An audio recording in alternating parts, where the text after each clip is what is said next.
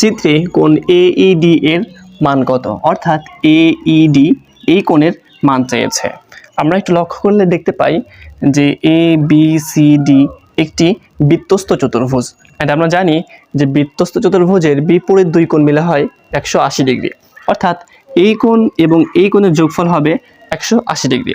যেহেতু আমাদের এই কোণের মান দেওয়াই আছে 96 ডিগ্রি, তাহলে আমরা 180 থেকে আমরা 96 মাইনাস করলেই এই কোণের মান পেয়ে যাব, যেটা হবে 84 ডিগ্রি। অ্যান্ড তারপর লক্ষ্য করি যে আমরা এই পুরোটা মিলে হবে 180 ডিগ্রি। যেহেতু এই কোণের মান আমরা পেয়েছি, তাহলে 180 থেকে আমরা এই কোণের মান মাইনাস করলেই এই কোণের মান পেয়ে যাব, যেটা হবে 96 ডিগ্রি।